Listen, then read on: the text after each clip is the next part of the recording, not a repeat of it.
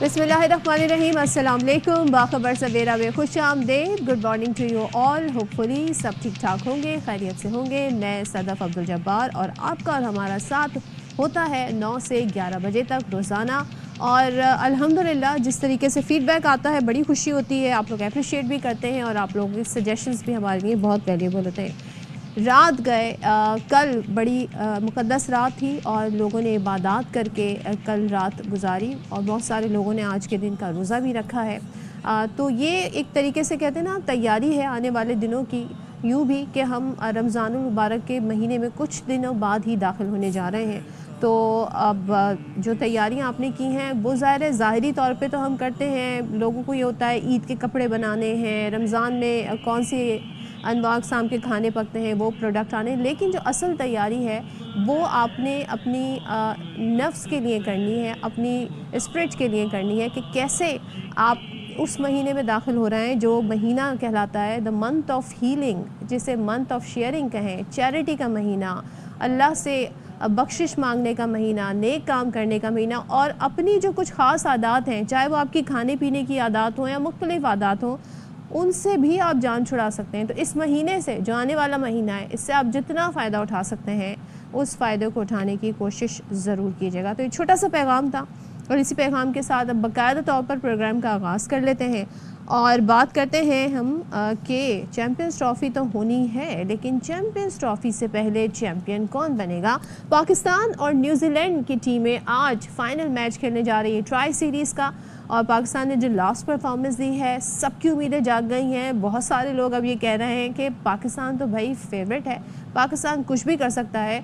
तो पाकिस्तान देखें आज क्या करता है। और ये जो मैच है ये भी पिछले मैच की तरह कराची के नेशनल स्टेडियम में खेला जाएगा। और मैं कहीं पर पढ़ रही थी कि जैसे जैसे जब पाकिस्तान जीता तो उसके बाद बाकायदा तौर पर जो टिकट है आज के मैच की, उसकी मांग में मज़ीद इजाफा हो गया है। सो अब हम देखेंगे जी, क्योंकि अगर हम रिकॉर्ड भी चेक करेंगे कि पाकिस्तान वर्सेस न्यूजीलैंड क्या मामला रहा है। और मोहम्मद रिजवान और जो सलमान अली आगा ने सेंचुरीज स्कोर की थी, उसकी बदौलत हमने बड़े ज़बरदस्त तरीके से पिछला मैच जीता था। अब जो कि साउथ अफ्रीका के ख़िलाफ़ जीता था। अब दिलचस्प बात यह है कि 19 फरवरी को भी जो पहला मैच होना है चैम्पियंस ट्रॉफ़ी का, वो किन टीमों के दरमियान होना है, वो होना है न्यूजीलैंड और पाकिस्तान के दरमियान। तो आज का मैच भी एक तरीके का एक साइकोलॉजिकल बड़ा कहते हैं ना, उसका इम्पैक्ट होगा। जो भी टीम आज का मैच जीतेगी, चैम्पियंस ट्रॉफ़ी का पहले मैच का आगाज़ भी न्यूजीलैंड और पाकिस्तान के मैच से ही होगा। सो अब अगर हम हेड टू हेड मुकाबलों की बात कर लें तो पाकिस्तान का पलड़ा भारी है और 117 मैचेस में से 61 पाकिस्तान ने जीते और 52 में न्यूजीलैंड ने फतह समेटी है। और नेशनल स्टेडियम की अगर हम साथ में बात कर लेते हैं तो दोनों टीमों ने 8 में से 4 मैचेस जीत रखे हैं। और हाई वोल्टेज फाइनल दोपहर 2 बजे शुरू होगा और आप ये बराह रास्त ए स्पोर्ट्स पर देख भी सकेंगे। तो देखना ही होगा कि भाई आज के मैच में न्यूजीलैंड से हमारी क्या परफॉर्मेंस रहती है। और ये जो विकेट है, ये विकेट आज क्या कमाल दिखाती है, क्योंकि जिस तरीके से रन्स बने पिछले मैच में हमने देखा, दोनों टीमों ने जो रन्स बनाए और पाकिस्तान ने जिसे चेस किया वो ही बड़ा ज़बरदस्त था। तो क्या बॉलर्स के लिए इसमें टफ़ टाइम होगा, ये देखना होगा, क्योंकि हमारी जो बॉलिंग अटैक है उस पर तनकीद भी हो रही है। और जब तनकीद होती है तो उसका मकसद ये होता है कि जी इस्लाह की जाए। बार बार ये सवाल उठाया जा रहा है कि क्यों आप एक ही स्पिनर के साथ मैदान में उतरे हैं इस टीम को लेके। सो ये वो सवालात हैं जिनके जवाब जानना बड़ा ज़रूरी है, क्योंकि हमने क्या प्लानिंग की है, क्या स्ट्रेटजी है हमारी। इस सारी सूरत हाल पे हम बात कर लेते हैं। हमारे साथ जी मौजूद हैं anchor person Najibul Hasnain. Thank you so much Najib, good morning to you. और साथ ही हमें ज्वाइन किया है टेस्ट क्रिकेटर तौसीफ़ अहमद साहब ने। तौसीफ़ साहब आपका भी बहुत शुक्रिया। तौसीफ़ साहब आपकी इजाज़त से ज़रा नजीब से शुरुआत करते हैं। नजीब मुझे बताइएगा, आज जो मैच होने जा रहा है, बड़ी उम्मीदें बन गई हैं लास्ट मैच के बाद जो कि हमने न्यूजीलैंड से जीता है। तो कीवीज़ को देखते हुए, पाकिस्तान की परफॉर्मेंस को देखते हुए, आप ज़ाहिर है वो तो मैच ही का रिजल्ट बताएगा, लेकिन आपके प्रेडिक्शन क्या हैं? बड़ा मजेदार हो गया मामला। पहले तो किसी को भी पाकिस्तान टीम से अब उम्मीद ही खत्म हो गई थी, तो ये उम्मीद जगाई है। और अब लगता है कि पाकिस्तान टीम जो है वो कुछ बेहतर कर ले। लेकिन प्रॉब्लम वही है कि ये एक एक्स्ट्रा ऑर्डिनरी ब्रिलियंस, दो बंदों ने 260 रन की पार्टनरशिप बना के जो दिखाई है और हमने वो रिकॉर्ड रन चेज हासिल किया है, उससे हमारे मसले खत्म नहीं हो जाते। मसले वहीं के वहीं हैं। मसले वो ये हैं कि वो जो एक स्पिनर वाली बात है, चले अगर आप कहते हैं अब तो हो गया, अब यही टीम है, इसी को बैक करना है, तो आप हेविली रिलाई करते हैं अपनी फास्ट बॉलिंग पे, जी। और वो फास्ट बॉलिंग आपकी डेथ ओवर्स में बिल्कुल नहीं चल रही है। जो न्यूजीलैंड से आपने ट्राई नेशन का पहला मैच खेला था, आखिरी 6 ओवर में 98 रन पड़े थे, और फिर जो पिछला मैच आप जीते साउथ अफ्रीका के खिलाफ, आखिरी 7 ओवर में 87 रन बने थे। तो ना शाहीन वैसी परफॉर्मेंस दे पा रहे हैं, जब वो अपने लास्ट स्पेल में आते हैं खूब पिटाई होती है। Naseem Shah seems very ordinary. Hasnain को हमने पिछली बार ट्राई किया तो 8 ओवर में 72 run, he was all over the place. तो वो मसले जू के तू है, उस पे हमें गौर करना होगा, because this is the last game before champions trophy. आप इसको चैंपियंस ट्रॉफी के पहले मैच की ड्रेस रिहर्सल भी कह सकते हैं। तौसीफ साहब, जैसे नजीब कह रहे हैं, इस मैच को चैंपियंस ट्रॉफी के पहले मैच की ड्रेस रिहर्सल कह सकते हैं, और ज़ाहिर है जो मैच हम न्यूजीलैंड से हारे थे उसमें भी हमारी परफॉर्मेंस सामने थी। तो ये बात ठीक है कि उस दिन सलमान और रिजवान इन्होंने extra ordinary performance the, that was the reason कि हम ये मैच जीते। और अब हमारी जो एकदम से उम्मीदें जाग गई हैं, ज़रा उसमें थोड़ा हम कहते हैं ना, ज़रा संभल के उम्मीदें रखें, वरना दिल बड़ा बुरी तरह टूटता है।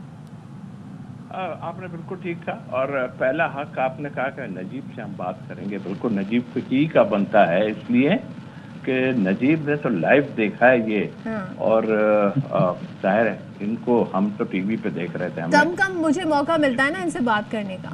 हाँ, तो वो लाइव थे और जबरदस्त विक्ट्री। और आप देख रही हैं हमारे चेहरों से, ये कोई ना समझे कि हम लोग जो बातें नजीब ने की है, एक एक बात बिल्कुल ठीक है उसमें, और जो टीम की जहां तक ताल्लुक है उस पर हम भी अभी बात यही करेंगे, फिर करेंगे कि हमारी नजर में ये टीम ठीक नहीं थी। मेरी क्या, ग्रेट प्लेयर के, इसमें एक स्पिनर और एक ओपनर की कमी थी, इसमें कोई दो राय नहीं होनी चाहिए कि मैच जीत गए, बट इन लोगों की परफॉर्मेंस जो है एक्स्ट्रा ऑर्डिनरी। और आप कंटिन्यू कैसे रखते हैं, और क्या स्ट्रेटजी होनी चाहिए। जैसे अभी नजीब ने भी कहा कि हमें ऊपर से बहुत मार पड़ती है, पहले वो सेव करके खेलते हैं दूसरे, और उसके बाद मार पड़ती है, लेकिन एक प्रेशर डेफिनेटली पिछले मैच का से डाल दिया है टीम पे, और खौफजदा होंगे यकीनी तौर पर। लेकिन उनकी कमजोरियां और उनकी बैटिंग लाइन को, आप बॉलिंग जो है हमारी वो देखे, और कप्तानी को थोड़ा सा उसको आगे पीछे करना पड़ेगा, इसलिए कि वो आ जरूर रहे। एक दिल में खौफ है कि पाकिस्तान ने तो इतने बड़ा चेज किया है, तो मेरे ख्याल उसमें कंट्रीब्यूशन तो फखर का भी और उनका भी जाता है कि 50-60 रन की पार्टनरशिप लगी, बट इतने बड़े रन्स करना, देखिए अभी तक यकीन नहीं आ रहा। लेकिन हम लोग एक उसमें बात कर रहे थे कि भाई कुछ भी हो सकता है, इसलिए कि मैं क्रेडिट देता हूँ हमारे क्यूरेटर ग्राउंड के, इतनी उम्दा पिच बनाई है। और दूसरे, आज मुझे ये फील हो रहा है, पता नहीं नजीब भाई मेरे से आज मुझे लग रहा है जो भी पिच को देखते हुए जो भी टॉस जीतेगा पहले फील्डिंग करेगा, मुझे लगता है, और चेस पे जाएगा। अच्छा नजीब, आप भी इससे इत्तेफाक कर रहे हैं? जी बिल्कुल, मैं इत्तेफाक करता हूँ। पहले तो सबसे पहले आपको पता है हमारी स्पेशल ट्रांसमिशन भी चल रही है 1 बजे और 5 बजे। तो तौसीफ भाई को तो बहुत बहुत पहले मुबारकबाद कि 353 के बाद भी इन्होंने कहा भी मैच खत्म नहीं हुआ। मुझे तो लग रहा है ये किसी तरह चेज हो जाएगा जिस तरह की विकेट है। तो पाकिस्तान की हालत को देख के, हमारी बैटिंग को देखकर इन्होंने कैसे ये प्रिडिक्ट कर दिया था, मैं तो हैरान हूँ। लोग कह सकते हैं। ये ठीक है। तो तौसीफ साहब, ये ठीक नहीं है, ये ठीक नहीं है। हमने ग्राउंड की पिचें वगैरह देखी हुई हैं थोड़ी सी, हमें अंदाजा है, बट हम खेल ही खराब रहे थे। इसके मुकाबले में वो भी होते ना, वो डेफिनेटली हम रन चेज कर जाना था, या कोई भी टीम होती। मेरा ख्याल है बहुत ही उम्दा खेले तो इस पोजीशन में हम पहुंचे। मैं ये पूछना चाह रही थी, हम इसी पे बात कर रहे थे, क्या बॉलर्स हमारी गलतियां कर रहे हैं? और अगर हम इस बॉलर्स की बात करते हैं तो आपने कहा कि बाकी टीमें भी इसी तरह की कंप्लेन कर रही हैं, लेकिन जो स्पेसिफिक इश्यूज हमारे हैं, क्या वो साउथ अफ्रीकन बॉलर्स के भी हैं, क्या वो न्यूजीलैंड बॉलर्स के भी हैं? अब देखिए, वो स्ट्रेटेजी प्लान करते हैं, वो आज सारे यही बात कर रहे हैं कि पिच बहुत अच्छी है, बॉलर के लिए काफ़ी मुश्किलात। अच्छा, अब दूसरी बात ये है कि हमने कह तो दिया अपने एक्सपीरियंस से कि शायद जो टॉस जीत के पहले फील्डिंग करेंगे, बट अगर हार भी जाती है टीम तो उसको उस लिहाज से खेलना पड़ेगा। ये तो एक टॉस है, वो नहीं जीत सके आप, मगर स्ट्रेटेजी जो एक प्लान होती है ना, वो थोड़ा सा मुझे फिरतान नजर आता है रिजवान के ओवर को डिस्ट्रीब्यूट करने में उसको प्रॉब्लम हो रही है। और उसकी वजह आपके सामने है कि हमारे पास 2 से 3 जो है वो नॉन रेगुलर बॉलर है, पार्ट टाइम जिसे हम कहते हैं। तो मेरा ख्याल है वो भी एक मुश्किलात बीच में आ रही हैं। इस तरह की पिचें आपको पाकिस्तान में मिलेंगी, उसके लिए आपको पक्के बॉलर्स आपके पास होने चाहिए हैं। खैर अब तो आप क्या कर सकते हैं, हो सकता है एक आध जो हमें फिटनेस का प्रॉब्लम नजर आता है उसके बाद मैनेजमेंट कोई फैसला करे और उसके बाद कोई एक आध चेंज शायद हो जाए। अभी तो टाइम अच्छी ऐसी इंजरी के ऊपर कुछ हो सकता है, बट हमें देखना पड़ेगा हमें किस तरह बॉलिंग करनी है, कहाँ पर हमें जो है फास्ट बॉलर्स को यूज करना है। एकदम आप 2 ओवर दे के फिर एकदम चेंज करते हैं, फिर 3 काफी मैंने राशिद का जो वो एक देखा है सिलसिला, वो वाकई ठीक कह रहा है ये बात कि उसमें जो है डिस्ट्रीब्यूट करने में प्रॉब्लम हो रही है। तो उसको कप्तान ही देख सकता है और तो कुछ नहीं है। अब ये सोच लें हम कभी मार पड़ेगी तो ये तो गलत बात है कि मार पड़ेगी। यहाँ पर ही जो है अच्छी बॉलिंग आप करेंगे तो आप बचेंगे। फिर दूसरी बात एक ये कि हमारे बैट्समैन या किंग या उसने खुद कह दिया कि भाई ये किंग मत, मुझे किंग शिंग ना कहें, मत कहो भाई मेरी बात। तो अब इट मींस के उसके चेहरे पे प्रेशर है सारा। भाई काहे के लिए किंग कहे, अपने ही कह रहे हैं तो बाहर वाले तो वैसे ही करेंगे जो अब बाहर भी के पब्लिक तो करेगी। तो आई थिंक मेरा ख्याल उसको उसकी बात को समझे और किंग मत कहो उसे और खेलने दो। लेकिन मसला ये भी है ना, वो एक अलग बात है कि उनका एक बैड फेस चल रहा है, लेकिन जब एज एन ओपनर आने पे इंसिस्ट करते हैं तो लोग इशू बनाते हैं, क्योंकि ज़ाहिर है बड़ा स्लो स्टार्ट होता है। अगर हम रिजवान की बैटिंग स्टाइल की बात करें या बाबर की बैटिंग स्टाइल की बात करें तो ये मसला अभी तक रिजॉल्व नहीं हो पाया तौसीफ साहब। तो ये आप समझते हैं ज़्यादा ख्वाहिश इसमें है बजाय गेम स्ट्रेटजी के? देखिए स्ट्रेटेजी बनाई है जब भी उसने भी एग्री किया, और फिर देखें क्रिकेटिंग उसमें अगर आप देखें तो 1 डाउन और ओपन में इतना फर्क नहीं होता। सीधी बात है, पहली गेंद पे जाके कोई आउट होता है तो बिल्कुल ही अंदर वो चला जाता है एक बॉल के बाद। तो आई थिंक मुझे इतना वो नहीं है, बट मेरा अपना ख्याल है कि आप थोड़ा सा देखें उसको, वो नीचे रन्स करता है और ये तो बड़ा फॉर्मेट है, इसमें तो थोड़ा टाइम मिल जाता है। 20 में हम हमेशा कहते रहे हैं कि इसको प्रॉब्लम होती है, स्ट्राइक रेट में प्रॉब्लम होती है। हालांकि 2 फील्डर सर्कल में पहले 10 ओवर में बाहर होते हैं, वहाँ बड़ा एडवांटेज होता है। हम क्यों साइम अयूब, क्यों फखर जमान को कहते हैं कि वो अटैक करते हैं, और उनके प्लेयरों को भी आप देख लें कि वो अटैक करते हैं और वो 2 फील्डर का एडवांटेज लेते हैं। तो आई थिंक मेरा ख्याल है इसको देखते हुए, क्योंकि ये वो बॉलर है जो इस वक्त हमारे मेन बॉलर हैं इस वक्त, और इनको ही अगर मार पड़ जाए तो फिर नीचे वाले देखेंगे क्या। लेकिन अब बार ये तो एक अपनी जगह हो गया जो कुछ भी 2 मैचों में, बट आई थिंक मेरा ख्याल है इसको कप्तान को और मैनेजमेंट को देखना पड़ेगा कि हमें किस जगह पे किसको लेके आना है। ये बात बार बार तौसीफ साहब आप भी दोहरा रहे हैं कि अब तो जो होना था हो गया। तो मैं नजीब की तरफ नजीब, अब तो जो होना था हो गया, अब यही टीम हमारे सामने है। अब कप्तान क्या ऐसी स्ट्रैटेजी लेकर आए, खासतौर पर चले चैंपियंस ट्रॉफी तो एक तरफ, हम जरा आज के मैच की बात कर लेते हैं। न्यूजीलैंड की टीम को देखते हुए क्या अप्रोच रखनी चाहिए आज के मैच में? इस वक्त जो तीनों टीमें थी ना, इनमें सबसे बैलेंस्ड और सबसे वेल प्रिपेयर्ड टीम जो है वो न्यूजीलैंड की लग रही है। उनके जो सारे बॉक्सेस है उस पर टिक हो गया है। 450 दिन के बाद केन विलियमसन वनडे क्रिकेट में आए। पहले मैच में थोड़ी सी स्लो 50 की, अपने आप को सेट किया, अपने आप को लेके चले। अगले मैच में ही मेड अ ब्रिलियंट सेंचुरी। तो वो तो जो केन विलियमसन का फॉर्म में आना, कॉनवे वापस आए, वो फॉर्म में आए, उनके लिए सारे बॉक्सेस टिक हैं। तो हमारा मुकाबला एक ऐसी टीम से है जो काफी कॉन्फिडेंट नजर आ रही है और चैंपियंस ट्रॉफी की भी फेवरेट है। सिर्फ एक चीज है, मुझे लगता है कि शायद वो एक चेंज करेंगे। टॉम लेथम नहीं चल रहे, तो हो सकता है मार्क चैपमैन उनकी जगह आ जाएं, बेन सीयर्स की जगह फर्गसन भी आ सकते हैं। तो ये चेंजेस उनके हैं जो वो अपनी टीम को बिल्कुल रेडी कर रहे हैं उसके लिए। हमने एक रिकॉर्ड रन चेस किया है, इसके बाद भी हमारे पास क्वेश्चन मार्क्स लगे हुए हैं। तो हमें तो बहुत कुछ करना है बहुत कुछ देखना है। मैं अभी भी कह रहा हूँ कि इस टीम का बैलेंस आउट है, लेकिन ये वो टीम है जो अब चैंपियंस ट्रॉफी खेलेगी। तो वेदर वी लाइक इट और नॉट, हमें यही बर्दाश्त करना है। अब क्या कोई स्ट्रैटेजी बना लेंगे, अब जो होगा वो देखा जाएगा। अच्छा, और ये जो कल के जनूबी अफ्रीका वाले जो मैच में हुआ, जो पाकिस्तानी प्लेयर्स ने झगड़ा किया मैथ्यू से, तो आईसीसी ने इसका नोटिस लिया है, जुर्माना लगा दिया है कोड ऑफ कंडक्ट की खिलाफ वर्जी पर शाहीन आफरीदी, सऊद शकील, कामरान गुलाम। हम यही बात कर रहे थे कि थोड़ा जब टीमें खेलती हैं और ज़रा हीटअप मामला हो जाता है, आप समझते हैं कि यहाँ तक बात गई कि जुर्माने भी लग गए और इस पे बड़े अब जोक्स भी, मीम्स भी बन रही हैं, क्योंकि पाकिस्तानी टीम ऐसे ही करेगी तो फिर चैंपियंस ट्रॉफी खेलेगा कौन? नहीं, मेरे हिसाब से ये बिल्कुल सही हुआ है, जुर्माना भी लगना चाहिए था। ये जेंटलमैन गेम में इस तरह की हरकत नहीं होनी चाहिए। एक आध प्लेयर का आपस में अग्रेसिव वो हो जाना, ये नॉर्मल बात है, पार्ट ऑफ द गेम है। लेकिन जब आप टीम अप करके किसी एक प्लेयर को बुली करने का एटीट्यूड अपनाते हैं ना, जो कामरान गुलाम और सऊद शकील कर रहे थे, वो बिल्कुल भी जेंटलमैन्स गेम को सूट नहीं करता। और तौसीफ साहब, आपकी क्या राय है? क्योंकि हमने विराट वाला भी मामला देखा था, इससे ये मुख्तलिफ है?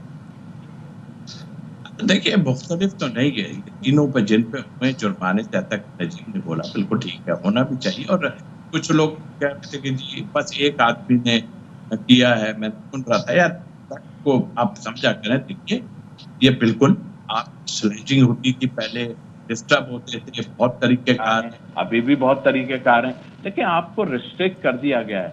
आपने इस तरह, और फिर वो बेचारा कप्तान उनका, वो तो बिल्कुल ही मासूम आदमी, उस पर क्यों हो गया भाई? उस मार तो वो रहा था दूसरा वाला। तो आई थिंक, मेरा ख्याल है कि ये हुआ है, आपको देखना पड़ेगा। और फिर मैं ये नहीं कहूँगा मेंढकी वाला बात, अल्फाज ले लूँ पता नहीं, हमारे छोटे बच्चे आन के उसके मुंह पे जो है वो जो है मुक्का दिखा रहे हैं, ये नहीं, ये गलत है। और आप अभी तो आपको हल्का सा उन्होंने किया है और हुआ तीनों पे ठीक है ऑनेस्टली।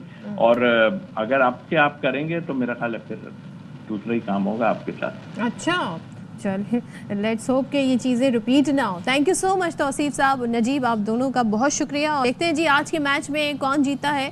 दिन 2 बजे आगाज़ होगा नेशनल स्टेडियम में। और कराची वालों से फिर एक बार से गुजारिश है, लास्ट मैच में आप लोग गए थे, लेकिन आज आपने हाउस फुल करना है, टीम को भी सपोर्ट करना है। चैंपियंस ट्रॉफी से पहले ज़रा माहौल बनाए, अच्छा सा माहौल बनाए कि लगे जी यहाँ पे हम मैच नहीं खेलेंगे, बल्कि हम एज ए होस्ट बाकी जो टीमें आएंगी उनके भी हम बाकायदा तौर पर मैचेस करवाएंगे। सो ये आज ज़बरदस्त सिचुएशन होने जा रही है। पाकिस्तान और न्यूजीलैंड का जो पिछला मैच था, पाकिस्तान हार गया था, तो यहाँ पर एक तरीके से एज हासिल है न्यूजीलैंड को।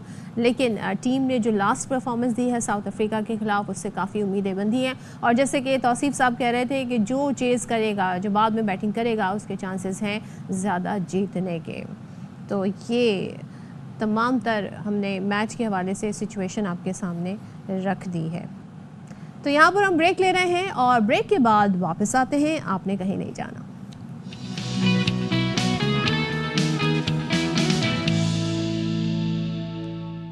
Welcome back once again. और जब हम बात करते हैं कि कोई भी मुल्क तरक्की की मनाजिल तय करे तो उसके लिए कुछ ऐसे इकदाम उठाने पड़ते हैं तो जदीद आपको तकाज़ों से हम आहंग हो और आपकी ज़रूरियात को पूरा करते हो। तो पाकिस्तान को सरसब्ज़ और शादाब बनाने का मिशन है। ज़रई इनकलाब की जानिब इसको एक और कदम कहा जाए तो गलत ना होगा। और पाकिस्तान ने इस शोबे में काफ़ी ज़्यादा काम भी किया है, मज़ीद काम भी हो रहा है। तो army chief general Asim Munir, अहम हुकूमती शख्सियात, वफाकी और सूबाई हुकाम आज ग्रीन पाकिस्तान इनिशिएटिव के मुख्तलिफ मनसूबों का इफ्तिताह करेंगे।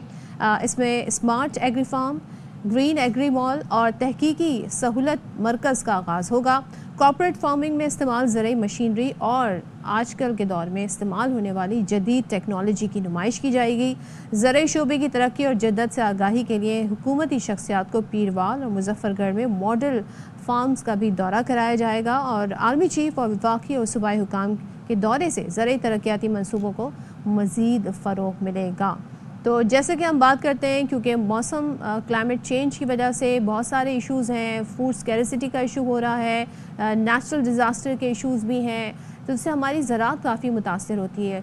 बेमौसम बारिश होना या बारिश जब होनी है तो उतनी मिकदार में बारिश का ना होना, फसलों को इससे नुकसान पहुंचना। तो ये जो इनिशिएटिव लिया जाएगा, इसमें क्या क्या चीज़ें शामिल होंगी और किन किन चीज़ों को मद्देनज़र रखा गया है, ये बड़ा अहम होगा। और जिस तरीके से टेक्नोलॉजी का इस्तेमाल दुनिया भर में हो रहा है, क्या पाकिस्तान भी उसी तरह की इस ग्रीन इनिशिएटिव में टेक्नोलॉजी का इस्तेमाल करेगा, ये एक इम्पॉर्टेंट सवाल है। तो चलें इस पर बात कर लेते हैं। Agriculture projects expert Naseer Ullah Khan साहब हमारे साथ मौजूद हैं। Thank you so much Naseer साहब हमें ज्वाइन करने के लिए। थोड़ा सा बताइएगा कि बहुत ज़रूरी है इस शोबे की तरफ तवज्जो देना, और ख़ास तौर पे टेक्नोलॉजी के ज़रिए और जदीद तकाज़ों के ज़रिए।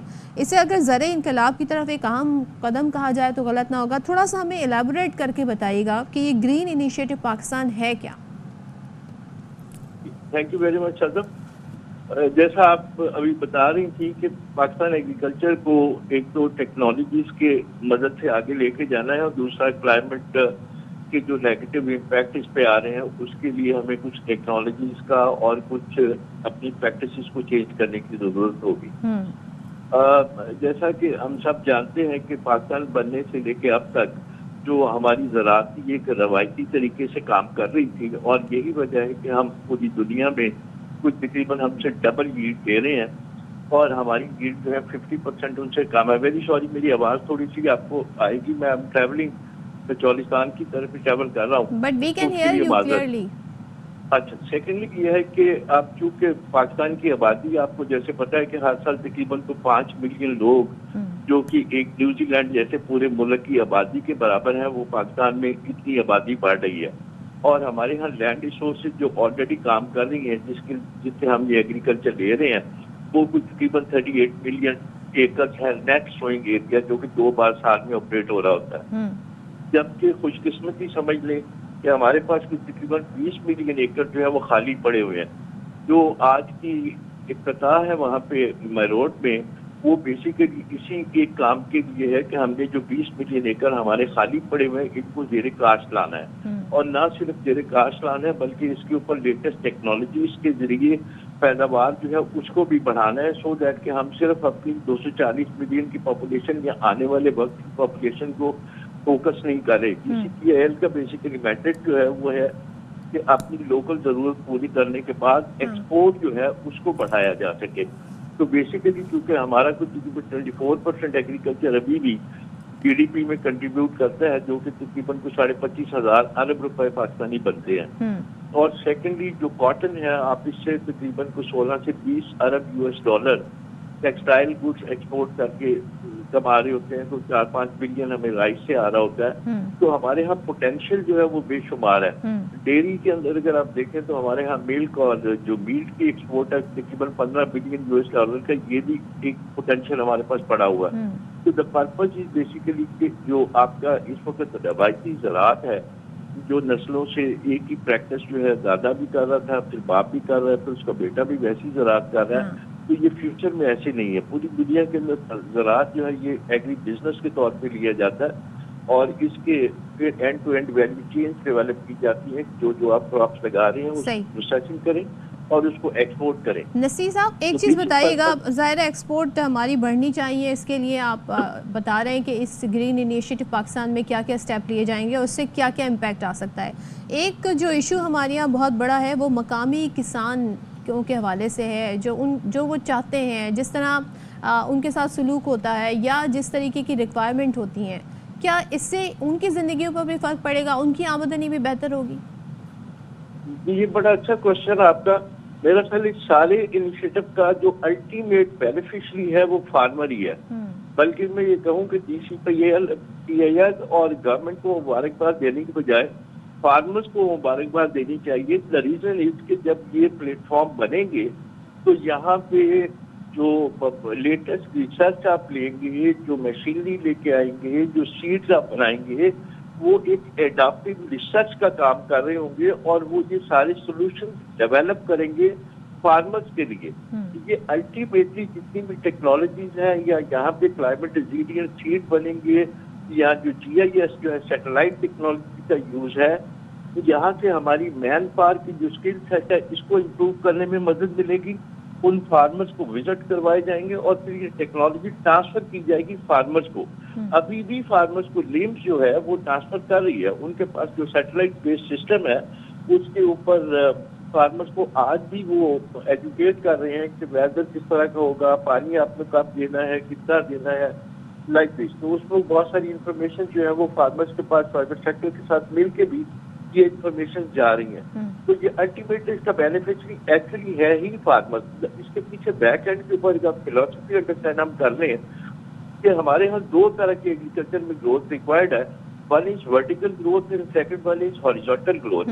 जो वर्टिकल ग्रोथ है वो आप जब तक लोकल जो आपके इस वक्त सॉरी अभी जो एग्जिस्टिंग फार्मिंग कम्युनिटी है इसकी अगर आप पर एकड़ यील्ड पे इजाफा नहीं कर सकेंगे तो हमें वर्टिकल ग्रोथ नहीं मिलेगी। अच्छा। और जो हमारे पास 20 मिलियन एकड़ खाली पड़े हुए हैं अगर इसको हम अंडर कल्टीवेशन नहीं लेके आएंगे तो हमें जो हॉरिजॉन्टल ग्रोथ है वो नहीं मिलेगी। और एक्सपोर्ट की जो हम बात करते हैं ये पाकिस्तान एग्रीकल्चर की end to end value chain development के जरिए आपको जो पैसे इसमें कितना टाइम लगेगा खास तौर पे नसीर साहब, जो आप वो हमारे मुल्क की ज़मीन में बड़ी पोटेंशियल है, हमारे मुल्क में हर तरह का वेदर है, हम इससे बड़ा फ़ायदा उठा सकते हैं, तो कितना टाइम लगेगा खास तौर पे उन एरियाज़ को जो अभी तक जहाँ पे किसी तरीके की कल्टीवेशन शुरू नहीं की गई है, जो वेस्ट में जा रहा है एरिया, उसके लिए क्या किया जाएगा?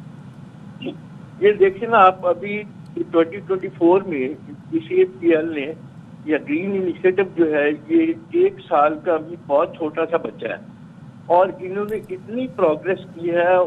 मैं खुद हैरान हो जाता हूँ कि मैं बहुत सारे मुल्कों में जाके मैंने डिजिटाइजेशन से रिलेटेड जो उन्होंने सोल्यूशन दिए हैं वो मैंने खुद भी देखे हैं और यहाँ पे जो इन्होंने डेवलप किया वो इंटरनेशनल स्टैंडर्ड से किसी सूरत भी कम नहीं है। और 1 साल के अरसे के अंदर अभी कोई 1.5 लाख एकड़ हमारे यहाँ जो है वो इस टॉलिस्तान के डेजर्ट में आबाद हो गया है। और चाइना ने 30 ईयर्स लिए थे यहाँ तक आने के लिए, दो के अब टेक्नोलॉजीज अवेलेबल है। We are thankful to China as well. उन्होंने 30 साल पहले अपनी डेजर्टिफिकेशन के ऊपर काम किया तो आज चूंकि सोल्यूशन अवेलेबल है तो ओनली थिंग इज कोलैबोरेशन। वो चाइना से हमने बहुत सारी चीजें मंगवाई भी हैं तो उससे हमने कोई 1 साल के अरसे के अंदर 1.5 लाख एकड़ हमने यहाँ पे आबाद कर ली है। और कुछ तकरीबन 65,000 एकड़ के ऊपर अभी एक फार्मिंग एक्टिविटी जो है स्टार्ट पे है और इससे कोई 5-6 बिलियन की इकोनॉमिक एक्टिविटीज भी फार्मर्स ने इसको एंजॉय किया है। तो अल्टीमेटली जब ये सारी जमीनें जो है ये आबाद होंगी तो आई एम श्योर कि इससे जो आपकी नेशनल प्रॉस्पेरिटी है खासतौर पर इकोनॉमिक फ्रंट के ऊपर जो हमारा trade deficit and resolve things है ये इसमें मेजर मेजर मेजर एग्रीकल्चर जो है वो रोल प्ले करेगा। I am very much hopeful कि इंशाल्लाह ताला ये पाकिस्तान गवर्नमेंट ऑफ पाकिस्तान की और आर्मी की जो काविश है इसमें प्राइवेट सेक्टर भी मिलेगा, फार्मर्स भी मिलेंगे, तमाम स्टेक होल्डर्स एंड आप लोगों का सबसे ज्यादा मैं आई वुड रिक्वेस्ट कि मीडिया का बहुत बड़ा रोल होगा कि इस टाइम के अंदर इनकी जो मोटिवेशन है इसको और अच्छे तरीके से लेके आगे चले ताकि इस नेशनल कॉज को हम जल्दी से जल्दी अचीव कर पाएं। ठीक है, thank you so much Naseer साहब हमारे साथ है, शुक्रिया। लेट्स होप कि ये जो ग्रीन इनिशिएटिव पाकिस्तान बाकायदा तौर पर एक इनकलाब साबित हो पाकिस्तान की ज़राई शोबे में और काफ़ी ज़्यादा पोटेंशियल है जैसे कि बता रहे थे और ऑलरेडी पाकिस्तान बहुत कुछ कर रहा है। तो इसमें मज़ीद हम टेक्नोलॉजी से और नए इंट्रोडक्शन करा के नई टेक्नोलॉजी को इंट्रोडक्शन करवा के बहुत कुछ कर सकते हैं। चलें जी, ब्रेक लेते हैं, ब्रेक के बाद वापस आते हैं।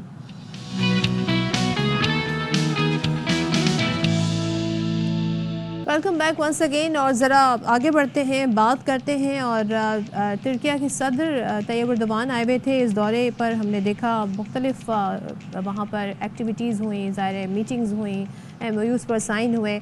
इस दौरान सहाफ़ियों का इंटरेक्शन भी हुआ और army chief general Asim Munir ने इस मौके पर कहा कि पाकिस्तान आगे बढ़ रहा है, मज़ीद आगे बढ़ेगा और पाकिस्तान में तरक्की हो रही है। गैर रस्मी गुफ्तगू थी सहाफ़ियों से, इस दौरान सवाल भी कुछ हुए और इस मौके पर आर्मी चीफ ने कहा कि उन्हें किसी का ख़त नहीं मिला है और ख़त मिला भी तो वो वज़ीर आज़म को ये ख़त आगे भिजवा देंगे। तो मुस्लिम लीग नून के रहनुमा इरफान सिद्दीकी कहते हैं कि जो पाकिस्तान तहरीक इंसाफ है इन्होंने ख़तों का एक मशगला लगा रखा है और जिन्हें लिख रहे हैं वो पढ़ना नहीं चाहते। पता नहीं ये ख़त कहाँ से आते हैं, क्या ज़ाइम है। और बानी PTI भी अंगूठा लगा कर कह देते हैं कि उनका ख़त है। तो ज़रा सुन लेते हैं इरफान सिद्दीकी साहब की ज़बानी को क्या कह रहे हैं। अब उनके लिए मसला ये पैदा हो गया कि जिनको वो खत लिख रहे हैं ना वो पढ़ना चाहते हैं ना उनका जवाब देना चाहते हैं। अब वो आर्मी चीफ की तरफ से, चीफ जस्टिस की तरफ से खतूत अपने नाम भी खुद ही लिखना शुरू कर देंगे अपनी तसल्ली के लिए, और तो कोई नहीं। पता नहीं ये खत किस मशीन में डलते हैं, कहाँ से आते हैं, कौन लिखता है, उसके अज़ाइम क्या है, उसके मकासद क्या है। खान साहब उस पर अपना अंगूठा लगा के भेज देते हैं कि ये मेरा खत है। ठीक है, एक मशगला उन्होंने अपना लिया है अपनी तस्कीन के लिए, तो ठीक है, अच्छी बात है। अच्छा, ऐसे में सेनेटर कामरान मुर्तज़ा जिनका ताल्लुक JUI फे से है और ज़ाहिर पाकिस्तान तहरीक इंसाफ इस हवाले से 26वीं आईनी तरमीम के हवाले से उनका बड़ा रोल रहा है, तहरीक इंसाफ इस बात को मानती भी है, तो वो ये कहते हैं कि जी ख़त लिखना, वो इस मौक़िफ़ की तायद नहीं कर रहा है ख़त लिखने की। वो ये कहते हैं जी PTI को ख़त लिखना है तो वो वज़ीर आज़म को लिखें, वज़ीर आज़म शहबाज शरीफ को लिखें। साथ ही गवर्नर KP फैसल करीम कुंडी कहते हैं कि बानी PTI ने सिर्फ NRO के लिए ख़त लिखा है, इस सारे ख़त के पीछे जो असल कॉन्टेक्स्ट है, जो असल कहानी है, वो NRO है। तो अब ज़रा इस सारी सूरत हाल पर बात कर लेते हैं, क्योंकि जब KP की बात की गवर्नर ने तो उन्होंने इस वहाँ पर जो बदअमनी है, अमन अमान की सूरत हाल है, उस पर भी जिक्र किया। उन्होंने कहा कि ठेके पर आपने पूरा सूबा दे दिया है, करप्शन का भी उन्होंने यहाँ पर बाकायदा तौर पर जिक्र किया। तो चलें सारी सिचुएशन पर बात कर लेते हैं। हमारे साथ पीपल्स पार्टी की रहनुमा शर्मिला फारूकी मौजूद हैं। शर्मिला, बताइएगा, जब हम कहते हैं कि सियासतदान आपस में मिल बैठ के बात करें, उसकी कोशिश भी हुई, वो मुज़ाकरात शुरू भी हुए, लेकिन फिर तहरीक इंसाफ ने कहा जी नहीं, अगर आप हमें यकीन दहानी नहीं कराते तो फिर हम इन मुज़ाकरात में नहीं बैठते। वो जुडिशल कमीशन की यकीन दहानी चाह रहे थे। अब आप जिस तरीके से वो मसला रिजॉल्व करने की कोशिश कर रहे हैं, आप समझते हैं इसमें जिस तरह आगे बढ़ रहा है कोई प्रोग्रेस होगी? क्योंकि अब कहा गया जी ख़त आएगा तो ख़त तो वज़ीर आज़म को भेज दिया जाएगा। जी बहुत शुक्रिया सदफ। देखिए, मैं समझती हूँ कि मुज़ाकरात एक खुश आइन तरीके से आगे बढ़ रहे थे, लेकिन PTI ने बड़ी जल्दबाजी करी कि वो चौथी नशिस्त में नहीं बैठे। उनको कम से कम बैठ के देखना चाहिए था कि हुकूमत की तरफ से उनके मुतालबात पे क्या जवाब आया है, लेकिन उन्होंने बेहतर समझा कि जी वो पहले ही बाइकआउट करते हैं। लेकिन जब मुज़ाकरात होते हैं ना, तो उसमें ये नहीं होता कि मैंने अगर 4 चीज़ें कहीं तो चारों की चारों जो हैं उसके ऊपर सामने वाला राजी हो जाए। मुज़ाकरात का मतलब होता है गिव एंड टेक, कुछ आप आगे बढ़ें, कुछ हम पीछे हटें, कुछ आप पीछे हटें, कुछ हम आगे बढ़ें। लेकिन शुरू दिन से हम जैसे लोगों को तो खैर ये अंदिया था कि ये संजीदा नहीं है मुज़ाकरात के अंदर, जो कि इनका एक तर्ज सियासत रहा है, कोई नई बात नहीं है। इनको जो सूट करता है ना वो जारहाना सियासत है, मार धाड़ की सियासत, धरने की सियासत, गालम गलोच की सियासत, इनको आते ही यही है। जब ये हुकूमत में थे, जब भी ये यही करते थे, ये इस तरह अपने आप को कंडक्ट करते थे जैसे ये ऑपोजिशन के अंदर हैं। ना इनको हुकूमत चलानी आई, ना इनको मुल्क चलाना आया, और ना अब इनको ऑपोजिशन चलानी आ रही है। अब आप देखिए ना, आए दिन तो कोई ना कोई पार्टी से निकाल दिया जाता है, कभी गंडापुर को निकाल रहे हैं, कभी शेर अब्दुल मरवत को निकाल रहे हैं। दे डोंट नो कि what they want to do. और अब देखिए ना, सिचुएशन मुल्क में आप देखें कि जो इक्तिसादी हालात हैं उसमें हुकूमत जो है वो कोशा है कि एक ठहराव आए। IMF की टीम आई भी है जो मुख्तलिफ इदारों से मिल रही है। I mean this is the first कि वो सुप्रीम कोर्ट जाके मिले हैं। अब आज सुना है कि जनाब वो जो बार काउंसिल के लोग हैं उनसे भी मिल रहे हैं, FBR जा रहे हैं। वो हर जगह अपने आप को मुतमईन कर रहे हैं कि मामला सही चल रहे हैं कि नहीं चल रहे, और ये मुल्क के लिए बहुत ज़रूरी है। देखिए, आपको अच्छा लगे या ना लगे, इस वक्त हम मकरूज हैं, और जब आप कर्जा लेके कोई काम करते हैं तो आपको फिर उन शराइत के ऊपर उतरना पड़ता है। इस वक्त मुल्क अगेन एक बड़े चैलेंजिंग दौराए से गुजर रहा है ना। आपको आम आदमी की तरफ देखना है कि किस तरीके से आप रिलीफ दें। लेकिन ऐसे माहौल के अंदर शर्मिला, आपको लगता है जो इक़दामात उठाए जा रहे हैं वो सही डायरेक्शन में, हुकूमत की जो डायरेक्शन है वो ठीक है इस वक्त माशी तौर पे? देखिए जी, अगेन ये एक बड़ा अहम सवाल आपने पूछा है। इसमें तो मैं यही कहूँगी कि देखिए, अब अगर हमसे मशावरत की जाती, जो कि एक बहुत अहम इत्तेहादी की हैसियत से करनी चाहिए, वो नहीं की जा रही है। आप चोलिस्तान कैनाल प्रोजेक्ट को ही देख लीजिए। कॉर्पोरेट फार्मिंग के बाद में आप कह रहे हैं कि जी हम 4152 क्यूसेक जो है पंजाब का पानी वहाँ लेके जाएंगे, लेकिन पानी तो आपके पास है ही नहीं। सिंध ने उस पर शदीद एतराज़ात उठाए हुए हैं। वो कह रहा है कि काउंसिल ऑफ कॉमन इंटरेस्ट के अंदर ये मामला लेके जाएं। साल हो गया, लेकिन वजीर आजम साहब जो है वो काउंसिल ऑफ कॉमन इंटरेस्ट की मीटिंग नहीं बुला रहे। इसी तरीके से आप देखिए, करप्शन इंडेक्स के अंदर अगेन पाकिस्तान 2 स्लाइड्स नीचे आ चुका है। ये अगेन एक बड़ा तशवीशनाक बात है ना, जहां पर आप कोशिश कर रहे हैं कि मामलात को बेहतर करें, वहां वो बेहतरी की तरफ शायद नहीं जा रहे। एक जो अच्छी चीज हो रही है वो ये हो रही है कि जनाब आपके रेमिटेंसेस ज्यादा हो गए, लेकिन वो लोगों की मजबूरी है पैसा भेजना, क्योंकि यहाँ पर जो उनकी फैमिलीज हैं वो गुजर बसर नहीं कर पा रही, उनकी मजबूरी है कि वो पैसा यहाँ पर भेजें। देखिए अगर आप जो ब्रॉडर इकोनॉमिक इंडिकेटर्स को देखें तो कहते हैं जी इंटरेस्ट रेट नीचे आ गया है, बेहतरी आई है, इन्फ्लेशन इंडेक्स कम हो गया, लेकिन इस वक्त भी आप देखें ना कि बिजली की जो नर्ख है, लोग बिजली नहीं दे पा रहे हैं, इंडस्ट्रीज नहीं चल रही, टेक्सटाइल सेक्टर अलग जो है वो परेशान है। आपने एक्सपोर्ट्स बढ़ाने, चावलों के आपके एक्सपोर्ट्स के ऊपर यूरोपियन यूनियन को इश्यूज आ रहे हैं, उसको एड्रेस करना है, सो मेनी थिंग्स। आप देखिए कल जो ट्रंप और मोदी की मुलाकात हुई है, उस मुलाकात में उन्हें करोड़ों डॉलर्स की उन्होंने डिफेंस की चीजें उन्होंने देनी है उनकी, वो देखिए ना, ये again this is going to be again a very big challenge for Pakistan as far as foreign policy is concern, कि आप अमेरिका के साथ किस तरीके से इंगेजमेंट करते हैं, क्योंकि कल जो हमने देखा है, जो इतनी सारी चीजें सामने आई हैं, वो तो देखिए ना उनकी एक अगेन जो एक मैं तो कोलिशन ही कहूंगी इस तरीके से, कि जो उनकी पार्टनरशिप नजर आ रही है, that is tremendous. F-35 stealth jets दे रहे हैं, और फिर वो कहा जा रहा है बिलियंस ऑफ डॉलर्स की मिलिट्री सेल्स करेंगे, that's what the US is saying.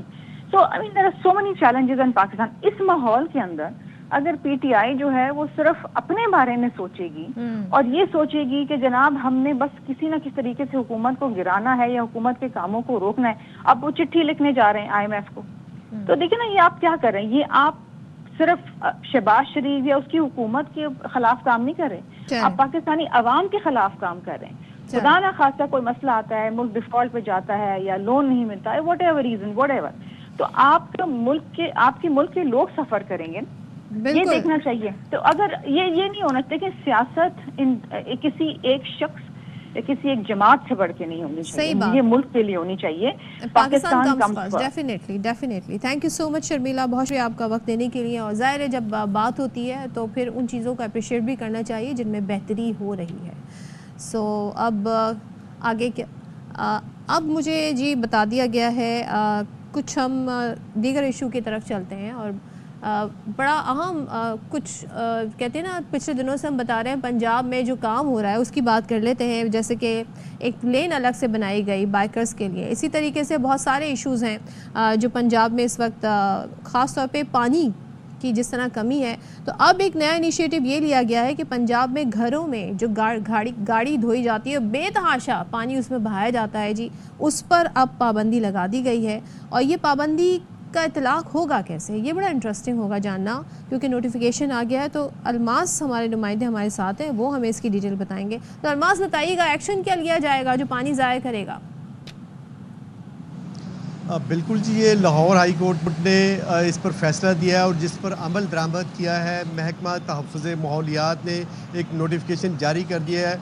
उस नोटिफिकेशन के मुताबिक पहले तो लाहौर हाई कोर्ट में ये मुख्तलिफ पिटीशन दायर थी। ये बेसिकली ये केस था, इस पे स्मोक के हवाले से उसमें मुख्तलिफ पिटीशन आती गई, उसमें पानी की पिटीशन भी आई, तो ये उसी पे क्लब करके तो ये उस पर एक आर्डर दिया गया। उस पर आर्डर ये दिया गया कि पानी का जो बेदरेग इस्तेमाल किया जा रहा है घरों में या कंस्ट्रक्शन साइट्स पर या किसी और जगह पर, या ये मेरे अकब में जो गाड़ियां धो रहे हैं, इस पर बेदरेग इस्तेमाल किया जा रहा है पानी का, ज़ेरे ज़मीन पानी उसकी वजह से कम होता जा रहा है। इस वजह से जो घरों में गाड़ियां धोएगा, चाहे वो अपने घर के अंदर पाइप से पानी से गाड़ी धोएगा, उसे 10,000 रुपया जुर्माना होगा।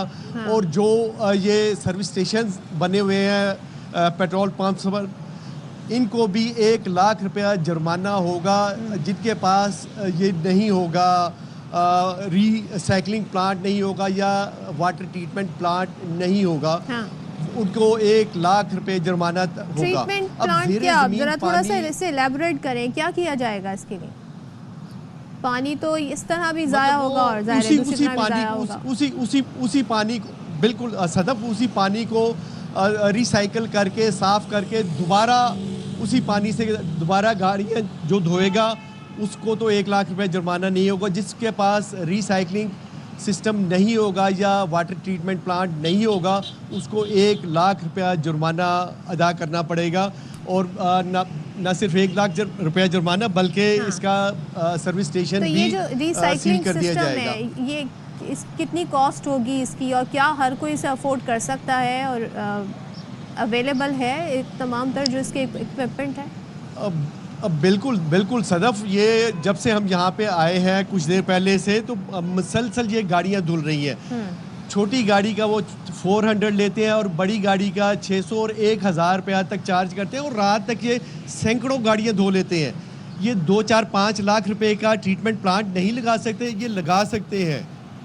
अगर ये ट्रीटमेंट प्लांट नहीं लगाते तो ये पानी बिल्कुल ज़ाया हो रहा है, और इसका ज़मीन को भी रिचार्ज होने का फ़ायदा नहीं हो रहा है। ये नालियों में जा रहा है पानी। पहले हमारी अल्बास, ये भी बताइए, बिल्कुल तामीरात के लिए भी जो इस्तेमाल होगा पानी, वो कहाँ से आएगा? अब बिल्कुल जी, अब बिल्कुल वो भी उन पे ये मुख्तलिफ सोसाइटीज़ पर, ये हाउसिंग सोसाइटीज़ पर ये पाबंदी आयद कर दी गई। ये भी उसी जस्टिस शाहिद करीम के उसमें आर्डर शीट में है। उसमें भी ये बताया गया कि जो तामीरात के लिए पानी इस्तेमाल होगा वो भी ज़ेरे ज़मीन पंप करके पानी इस्तेमाल नहीं किया जाएगा। जो आपके पास ऑलरेडी पानी होगा उसे जो हाउस बना कर रखा होगा उससे इस्तेमाल करेंगे। चले, अब ठीक है, thank you so much Almas, बहुत शुक्रिया आपका। और पंजाब में जिस तरह के इनिशिएटिव लिए जा रहे हैं जो कि बड़े ज़बरदस्त हैं, और बाकी सूबों को भी इन चीज़ों को फॉलो करना चाहिए। ब्रेक लेते हैं, ब्रेक के बाद वापस आते हैं।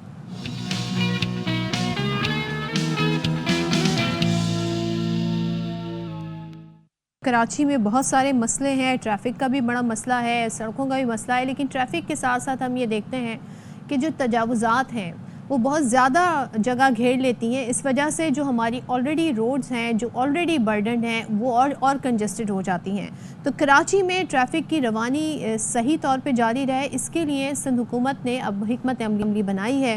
हिकमत अमली का जो पहला मरहला है, मुख्तलिफ फेजेस में इसको इम्प्लीमेंट किया जाएगा। जो पहला मरहला है उसमें तजावुज़ात और पतहारों के ख़िलाफ़ कार्रवाई की जाएगी, और पीपी रहनुमाओं जिसमें मुर्तज़ा बहाब मेयर कराची, सईद गनी, वकार मेहदी, उन्होंने नून लीग सिंध और जमात इस्लामी और MQM समेत तमाम स्टेक होल्डर से मुलाकात की, विच इज़ वेरी गुड, ताकि ज़ाहिर है जब इस तरह के इंतज़ामात या एक्शन लिए जाएँ तो फिर किसी और पार्टी को इस पर इशू ना हो। तो स्टेक होल्डर से मुलाकात हुई। मेयर कराची कहते हैं कि इस मामले पे, यानी कि तजावुज़ात के ख़ात्मे के मामले पे हमारी गुजारिश ये है कि सियासत ना की जाए। वज़ीर इत्तलात सिंध शर्जील मेमन कहते हैं मोटरसाइकिल हो, डंपर हो या बस, सबको फिटनेस सर्टिफिकेट रखना लाजमी होगा। कल सादिया जावेद भी हमें बता रही थी कि इस हवाले से टैगिंग भी की जाएगी। 30 दिन की मोहलत है इसके लिए। और वज़ीर दाखिला सिंध फरमाते हैं कि पार्किंग माफिया के ख़िलाफ़ भी सख्त एक्शन होने जा रहा है।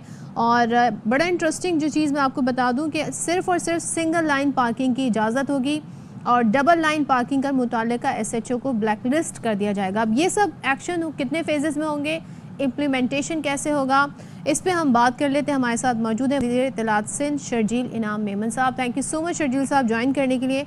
सबसे पहले तो ये बताइएगा, तमाम सियासी जमातों के साथ बैठे बातचीत की, मुख्तलिफ फेजेस में ये ऑपरेशन होगा, खातिर खा नतीजा निकला इन मुलाकातों का, या आप सब समझते हैं कि अब इस इशू पे आगे आने वाले दिनों में सियासत नहीं होगी? It's a good step, but क्या मौक़िफ़ रहा बाकी जमातों का? बिस्मिल्लाहिर्रहमानिर्रहीम, शुक्रिया जी। देखिए, गवर्नमेंट कुछ सख्त डिसीजन लेने जा रही है, जिसमें ट्रैफिक के कवानीन की पासदारी के साथ साथ गाड़ियों की जो है मोटर व्हीकल इंस्पेक्शन जो है, और उसके बाद फिर जो बहुत बड़ी एक इंक्रोचमेंट हमारे पास शहर में है और सूबे भर में है उस पर। तो ये सारे ऐसी चीज़ें जो कि कानून में ऑलरेडी मौजूद हैं। ये कोई ऐसी कोई अनोखी चीज़ नहीं है कि जो कि पूरी दुनिया में कहीं नहीं होती और हम करने जा रहे हों। हमारे पास अनफॉर्चुनेटली चीज़ नहीं होती कि हर चीज़ों को कोशिश की जाता है उनको पॉलिटिसाइज करने के लिए। इसीलिए गवर्नमेंट ऑफ सिंध ने ये फैसला किया कि जी हम मुख्तलिफ पॉलिटिकल पार्टी से पहले बात करें, तमाम स्टेक होल्डर्स को एतमाद में लेकर आएँ, और एतमाद में लेके आने के बाद हम फिर जो है वो फौरी तौर पे उसको एक्शन में लेकर आए। कल भी वज़ीर आला सिंध के पास एक मीटिंग हुई थी, एक हाई पावर मीटिंग थी, और उसमें फिर जो अहम फैसले हुए जो कि मैंने कल प्रेस कॉन्फ्रेंस के जरिए पूरी पब्लिक को हमने बताया कि जब हम ये चीजें करने जा रहे हैं तो जो भी हम चीज करने जा रहे हैं कोई अनोखी चीज नहीं है, कोई भी ऐसी चीज नहीं है, मैं फिर वो रिपीट कर रहा हूँ, दुनिया में कहीं नहीं होती, सिर्फ हम करने जा रहे हैं। अच्छा। लेकिन अब हम उसकी इम्प्लीमेंटेशन तो सख्ती करने जा रहे हैं, तो सख्ती में जाहिर है जब किसी चीज की सख्ती होती है तो किसी न किसी को प्रॉब्लम हो रहा होता है, किसी न किसी को तकलीफ हो रही होती है। तो बेहतर ये है कि एक चीज अगर आपसे कोई गवर्नमेंट की एजेंसी करो, आप खुद कर लें। मतलब अगर लेट्स सपोज मैं एक छोटी मिसाल दे दूं, अगर आपकी गवर्नमेंट की एजेंसी ने, अगर आप खुद अगर बाइक चला रहे हैं और आपको हेलमेट पहनना है, तो आप खुद ही पहनने के इससे पहले कि आपको ट्रैफिक वाला रोके, फिर आपका चालान करे, फिर भी आपको दोबारा भी वही चीज करनी पड़ेगी। इसी तरीके से अगर आपको अपने गाड़ियों को फिजिकल फिट रखना है, गाड़ियों की फिटनेस रखनी है, जैसे आप इंसान अपनी आपकी फिटनेस रखता है तो गाड़ियों की भी फिटनेस रखता है, तो आप अपने आप को खुद ही फिट कर दें, अपनी उस गाड़ियों को खुद ही फिट कर दें, जरूरत ही ना पड़े कोई और आपको रोके और आपको चालान करे। शर्जील साहब, आपसे गुफ्तगू हो रही थी, ज़रा थोड़ा सा एलैबोरेट कर दीजिएगा। जब फिटनेस की बात होती है तो कराची में तो न जाने कितनी पुरानी बसें, गाड़ियाँ दौड़ रही हैं, तो फिटनेस का मयार क्या होगा? कौन सी गाड़ी जो है वो फिटनेस के मयार पर उतरेगी? देखिए जी, इसमें हर गाड़ी को फिटनेस के मयार पर उतरना पड़ेगा, तभी वो गाड़ी रोड पे चल सकेगी। और उसमें यह है कि जी गाड़ी को इंजन ठीक होनी चाहिए, गाड़ी धुआं ना दे, गाड़ी की ब्रेक ठीक होनी चाहिए, गाड़ी की क्लच प्लेट ठीक होनी चाहिए, गाड़ी की स्टीयरिंग ठीक होना चाहिए, गाड़ी की अलाइनमेंट प्रॉपर होनी चाहिए, गाड़ी की लाइट्स सही तरह चलनी चाहिए। आपको पता होगा कभी आप अचानक रात को अगर सफर किया होगा आपने, शहर में अचानक ऐसी बाइक्स भी नजर आती हैं जिनकी लाइटें ही खराब होती हैं, तो फिर पता नहीं चलता कि अचानक कभी अगर कोई अंधेरे में चले गए आप, तो फिर पता नहीं चलता कि सामने बाइक आ रही है। इस तरह गाड़ियां जो है उनकी लाइट, तो ये सारी उसका एक मयार होता है प्रॉपर हर गाड़ी की फिटनेस का, इंटरनेशनल जो स्टैंडर्ड होता है उसी को मेंटेन करते हुए हर गाड़ी के लिए ये लाजिम होगा कि वो जो है वो पूरी फिट हो और रोड पे चल सके। और उसकी इम्प्लीमेंटेशन के लिए ये ऑलरेडी लॉ है, मैं आपको ये फिर पे बता रहा हूँ कि ये नया नहीं है। अब उसको थोड़ा जो नई चीज लेके आ रहे हैं वो ये लेके आ रहे हैं कि जी लेट्स सपोज एक गाड़ी है और मतलब आपकी या मेरी गाड़ी है और वो गाड़ी में सारी बुराइयां, फिर भी मैं गाड़ी चला रहा हूँ, तो जब मुझे 1 साल के बाद जब मुझे टैक्स देना होता है एक्साइज में, या कभी मुझे वो गाड़ी बेचनी है, जब मैं एक्साइज ऑफिस जाएंगे तो एक्साइज ऑफिस वो ट्रांसफर करने से पहले या आपके टैक्स लेने से पहले वो बोलेगा आपको फिटनेस सर्टिफिकेट दिखाओ मुझे।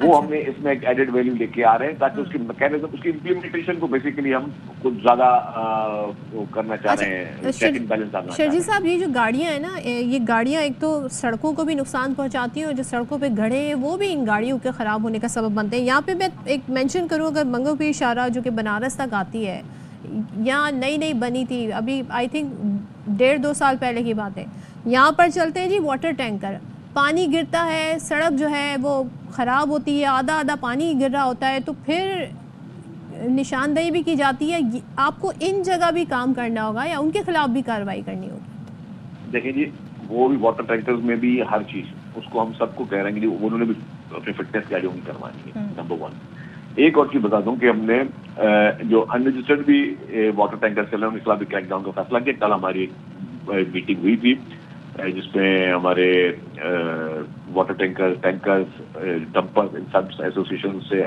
मैंने मीटिंग की है और उनको भी हमने पाबंद किया कि जी अब हम ये लेके आए कि अब आप उस पर मेहरबानी करके गवर्नमेंट के बनाए हुए कवानीन पे काम करें और उस पर जो है आपने सबने इम्प्लीमेंट करना है। तो डेफिनेटली सब स्टेक होल्डर्स को, चाहे वो पॉलिटिकल स्टेक होल्डर्स हो, चाहे वो बिजनेस कम्युनिटी हो, सबको हम लोग जो है वो लूप में लेके आके ही इसको चीज़ों को बना रहे हैं। अच्छा, और जो नया टाइम है वो 11 से 6 है या 10 से 6 है हैवी ट्रैफिक के लिए? इससे पहले था जी 11 बजे से 6 बजे तक। अब हमने इसको बढ़ा के 1 घंटा को और रिलैक्स किया कि 10 बजे से, क्योंकि वो प्रॉब्लम हो रहे थे, वो इतना वो नहीं हो रहा था, लेकिन अब उसको हम लेके आ रहे हैं कि 10 बजे से लेकर सुबह 6 बजे तक। अच्छा शर्जील साहब, रमज़ान का महीना आ रहा है, ख़रीदारी बढ़ जाती है, पब्लिक और ट्रैफिक का फ़्लो बहुत होता है, सड़कों पर पार्किंग की ज़रूरत होती है। सिंगल लाइन पार्किंग आप लोग चाह रहे हैं करना, ये बड़ा इम्तिहान होगा सिंध हुकूमत का, क्योंकि यहाँ पर पब्लिक ट्रांसपोर्ट उतना रिक्वायर्ड तादाद में नहीं है, लोग अपनी गाड़ियाँ लेके निकलते हैं, बाइक बहुत तादाद में है, कहाँ पार्क करेंगे? अगर ये इस पे इम्प्लीमेंटेशन करवाना चाहेंगे तो लोगों को जगह भी तो देनी पड़ेगी। पार्किंग प्लाजा ऑलरेडी मौजूद है, लेकिन क्या उसको एक्टिव किया जाएगा, उसका इस्तेमाल किया जाएगा? देखिए, पार्किंग प्लाजा काफ़ी मौजूद है, उन पर लोग पार्किंग नहीं करते और हर आदमी अनफॉर्चुनेटली शॉर्टकट के उस पर होता है। आपने देखा होगा, आपको शारा फैसल से लेकर क्लिफ्टन में बहुत जगहों पर, नाजमाबाद में भी पेडेस्ट्रियल ब्रिजेस नजर आए होंगे, आपने देखा भी होगा, लेकिन उस पर लोग नजर नहीं आते। लोग कोशिश कर रहे थे कि वो दौड़ के जो है ड्यूरिंग द ट्रैफिक वो भाग रहे होते हैं, लेकिन वो पेडेस्ट्रियन ब्रिज यूज नहीं कर रहे। तो हमें लोगों को मतलब ये सारी चीजें कोई चीज नई नहीं है, मैं फिर वालों अब उसकी इम्प्लीमेंटेशन फिर सख्त करने जा रहे हैं हम लोग। हम चले एक एरिया को एग्जाम्पल के तौर पे ले लेते हैं, सदर का इलाका, बहुत वहाँ पर इकोनॉमिक एक्टिविटी होती है, ईद का सीज़न भी करीब आने वाला है, वहाँ पे ज़ाहिर है ट्रैफिक का एक अजदहाम होता है। सिंगल लाइन में कैसे पार्किंग मैनेज होगी जब तक पार्किंग प्लाजा को इस्तेमाल नहीं किया जाएगा, या अब जो बिल्डिंग्स बन रही है उसमें मेक श्योर नहीं किया जाएगा कि 1 और 2 फ्लोर जो है वो पार्किंग के लिए हो या बेसमेंट पार्किंग के लिए हो, तो कैसे मैनेज करेंगे आप रमज़ानों में? देखिए जी, रमजान हो या आम दिनों, लोगों ने जो भी पार्किंग के लिए डेजिग्नेटेड एरियाज हैं वहीं पे गाड़ी पार्क करके और फिर उन्हें या वॉक करके आना है, किस तरह पूरी दुनिया में इस तरह होता है। कहीं पे भी ये नहीं होता कि आप रोडों पे जो है वो 3-3, 4-4 लाइनों पे जो है गाड़ियां अपनी खड़ी करते हैं। यानी कि आप कह रहे हैं अगर लोगों को दूर भी पार्क करनी पड़े, वॉक करके आना पड़े, तो पूरी दुनिया हर जगह यही होता है जी, पार्किंग करके फिर लोग। लेकिन तो, आप मेक श्योर करेंगे ऐसा हो? हमने कहा कि हम ट्रैफिक पुलिस को यही सारा काम ट्रैफिक पुलिस का, ट्रैफिक पुलिस को हम कह रहे हैं, और उनको कल उसमें बड़े अहम सख्त फैसले भी हुए हैं कि हम उसको ट्रैफिक पुलिस को कह रहे हैं कि आप उसको इम्प्लीमेंटेशन पे जाएं और उस पर फिर कोई भी शख्स हो वो उसको मतलब असल में देखिए, असल में ये कि ट्रैफिक पुलिस करेगी, लेकिन मेन चीज है कि मेरा और आपका भी कोई फर्ज है ना। अगर हमें पता है कि हम गाड़ी चला रहे हैं और अचानक सिग्नल पे रेड लाइन आ गई तो रेड लाइन पे हमें गाड़ी रोकनी है ना, ये तो नहीं करना कि हम रेड लाइन पे क्रॉस करके जाना है। ये वो सारी चीजें हैं जो कि ऑलरेडी मतलब अंडरस्टूड चीजें हैं जो कि लोग वायलेशन करें, अब ट्रैफिक पुलिस के जरिए उन वायलेशन को रोकना है। चलिए, लेकिन शर्जील साहब मैं फिर भी ये कहूँगी कि ये जो सिंगल लाइन पार्किंग है बड़ा इम्तिहान होगा, इस पे हुकूमत अगर काबू पा ले तो बहुत बड़ा मसला हल भी हो सकता है, बड़ी सक्सेस भी हो सकती है। Thank you so much. Sharjeel इनाम मेमन हमारे साथ थे और बात कर रहे थे इस सारे इशू पे। कराची के मसले इतने हैं कि एक मसले से दूसरा मसला निकलता है, दूसरे से तीसरा निकलता है, पूरी एक होलिस्टिक अप्रोच लेके बढ़ना होगा, तभी इस शहर के मसाइल हल हो सकते हैं। मसाइल की बात आ रही है तो ज़ाहिर है आप जब ये सड़कें देखते हैं या कोई ब्रिज देखते हैं, ये आपके टैक्स के पैसों से बनता है, तो वो जो टैक्स आप पे करते हैं वो कितना आपने किया है मैं बता देती हूँ। तनख्वाहदार जो तबका है, सैलरीड क्लास जिसे हम कहते हैं, वो इस बार भी बाजी लेके आया है। सो तनख्वाहदार तबके ने होलसेलर रिटेलर से ज़्यादा इनकम टैक्स दिया है और गुज़िश्ता साल की निस्बत रवा माली साल तनख्वाहदार के टैक्स में 99 अरब का इजाफा हुआ है। सो आई थिंक गर्दन पतली है तनख्वाहदार तबके की, इसलिए क्योंकि उनकी सैलरी से ऑलरेडी जो है वो टैक्स कट के उन्हें मिलता है, कुछ लोग बाद में पे करते हैं। लेकिन दस्तावेज़ात ये बताती है कि रवा माली साल के पहले 7 माह में तनख्वाहदारों ने 284 अरब इनकम टैक्स दिया। जुलाई से जनवरी तक होलसेलर्स ने 13 अरब 70 करोड़ और रिटेलर्स ने 19 अरब 40 करोड़ रुपए इनकम टैक्स दिया। प्रॉपर्टी की फ़रोख्त पर 63 अरब और प्रॉपर्टी की ख़रीद पर 65 अरब रुपए इनकम टैक्स जमा हुआ है। तो उम्मीद करते हैं कि अब जो बजट आएगा उसमें तनख्वाहदार तबके पर मज़ीद टैक्स नहीं लगाया जाएगा, कुछ उन्हें रिलीफ दिया जाएगा और जो लोग टैक्स नेट में नहीं हैं उन्हें टैक्स नेट में लाने की कोशिश की जाएगी। जैसे कि ताजिर दोस्त स्कीम लाई गई थी, क्या क्या उसमें इंसेंटिव्स नहीं दिए गए थे, लोगों को कहा गया था, ताजरों कहा गया था 9 से 10 हज़ार तक आप जी टैक्स सिर्फ दे दें इनिशियली, बाद में हम देखेंगे क्या होगा, लेकिन उसमें भी खातिर खा कामयाबी नहीं हुई है। ये तो खैर हमारे मसाइल हैं, आम आदमी के मसाइल जिसको हम हाईलाइट करने की कोशिश करते हैं। जब हम बात करते हैं मसाइल की तो महंगाई, जिसमें गो के हुकूमत ये बड़ा दावा कर रही है कि इन्फ्लेशन में कमी आई, इन्फ्लेशन बढ़ने की जो रफ्तार यानी जो महंगाई बढ़ने की जो शरह है उसमें कमी आई है। चीज़ें अपनी जगह उतनी महंगी हैं और जो लोगों की परचेजिंग पावर है वो भी नहीं बढ़ी है। तो कराची से ज़रा हम कुछ रेट्स जान लेते हैं, ख़ास तौर पे चिकन के हवाले से। ज़ाहिर है जो रोज़मर्रा खाने पीने की अशिया है, जब उनमें इजाफा होता है तो एक आदमी जिसका बजट जो ऑलरेडी इतना टाइट है उसमें मज़ीद बोझ पड़ता है। तो दुकानदार मनमाने रेट वसूल कर रहा है। शहर कायद में अगर हम रेट आपको बता दें तो 710 रुपये फ़ी किलो तक चिकन के प्राइस पहुँच गए हैं। यहाँ ये भी बताएँ कि सोयाबीन जो चिकन फीड में इस्तेमाल होता है उस पर 2 साल से पाबंदी, जो आयद पाबंदी ख़त्म होने के बाद सोयाबीन कराची पोर्ट पर आ चुका है, जिसके बाद ये कहा जा रहा था कि चिकन और अंडों के रेट कम होंगे, लेकिन ये रेट कम नहीं हुए बल्कि बढ़ रहे हैं और एक जगह स्टेबल भी नहीं हुए हैं। तो ऐसा क्यों हो रहा है? क्योंकि हमें बहुत तौजीहात दी जाती है जब किसी भी चीज़ के प्राइस बढ़ते हैं। अब जब रीज़न है प्राइस कम करने के तो क्यों नहीं हो रहे, बात कर लेते हैं। अफजल परवेज़ हमारे साथ हैं। अफजल बताइएगा, पहले तो ये बताएं कि रेट क्यों कम नहीं हो रहे बावजूद इसके, दूसरे शहरी क्या कह रहे हैं सूरत हाल पे? जी सदफ, देखा जाए तो महंगाई तो कंट्रोल होने का नाम नहीं ले रही। आज जो मुर्गी के रेट हैं वो होश उड़ा देने वाले रेट हैं। उसकी सबसे बड़ी मेन वजह आज अहम त्यौहार है, जैसी बात है शब बारात के बाद जो है आज लोग रोज़ा रखेंगे और घरों में ज़बरदस्त पकवान बनेंगे, तो जाहिर सी बात है मुनाफाखोर इसका फ़ायदा क्यों ना उठाएं।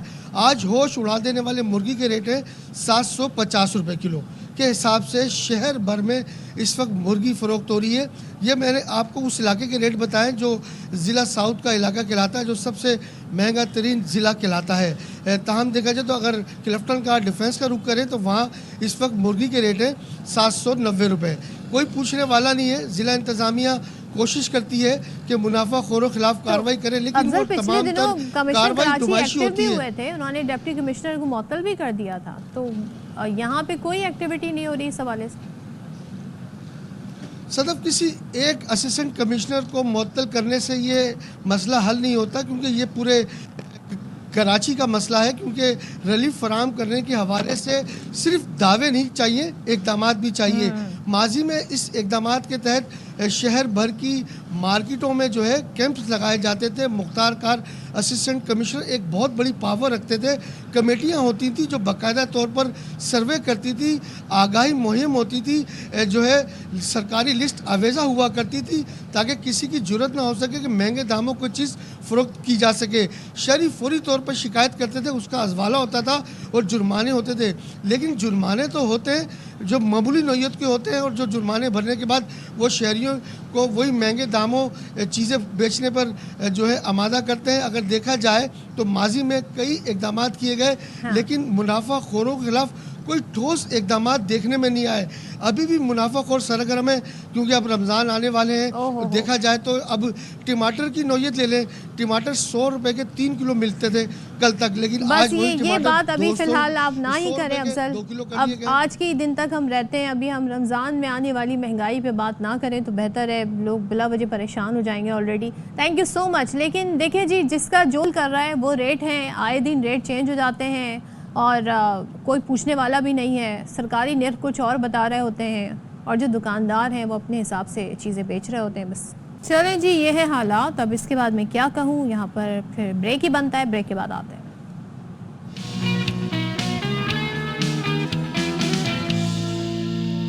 Welcome back once again. और आजकल जी एक शहर से दूसरे शहर जाना, एक मुल्क से दूसरे मुल्क जाना बड़ा आसान है लोग, लेकिन उसके लिए ख़र्चा बड़ा होता है। लोग जी हवाई जहाज़ का टिकट लेते हैं, सफ़र करते हैं, लेकिन एक भारतीय खातून है वो रोज़ाना अपने ऑफिस जाती हैं ट्रैवल करके और वापस अपने घर आ जाती हैं। यानी कि अगर हम ये कहें कि ये सुपर कम्यूटर हैं तो गलत ना होगा। मलेशिया में मुकीम है ये, और पैसे बचाने के लिए कहती हैं जी मुझे वहाँ पे जो मैं होटल का रूम लूँगी वो मुझे ज़्यादा महंगा पड़ता है बजाय इसके कि मैं एयर टिकट ले लूँ। तो पैसे बचाने के लिए रोज़ाना हवाई जहाज़ से दफ्तर आती हैं और जाती हैं।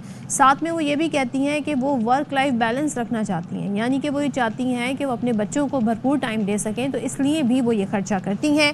रेचल कोर इनका नाम है और मलेशिया में एक एयरलाइन में काम करती हैं। चलें, दैट मेक सेंस कि एयरलाइन में काम करती हैं और आजकल घर से दफ्तर तक का वो सफ़र करती हैं मुनफरिद। इस अनोखी इनकी ट्रैवलिंग जो एक हिस्ट्री है उसकी वजह से वो ख़बरों में हैं।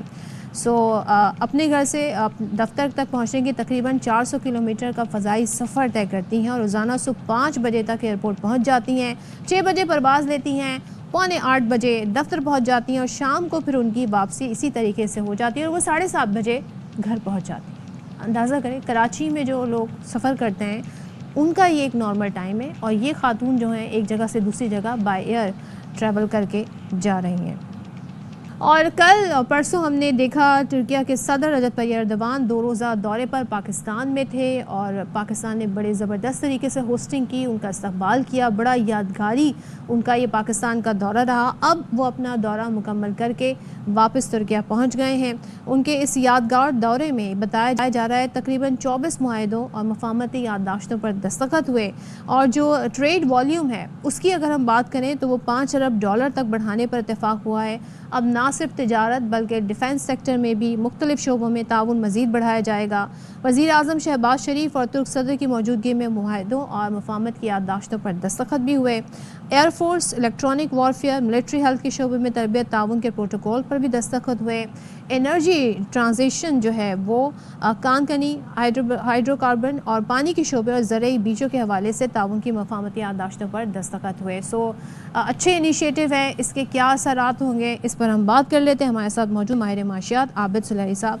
आबिद सुलैही साहब, ये जो ट्रेड वॉल्यूम है, इसका जो हुजूम है, इस पर भी बात कीजिएगा कि कितना इम्पैक्ट इसका हो सकता है। ये जो मुख्तलिफ मुआहदों पर दस्तखत हुए हैं, कितने बेनिफिशियल हैं ये पाकिस्तान के लिए?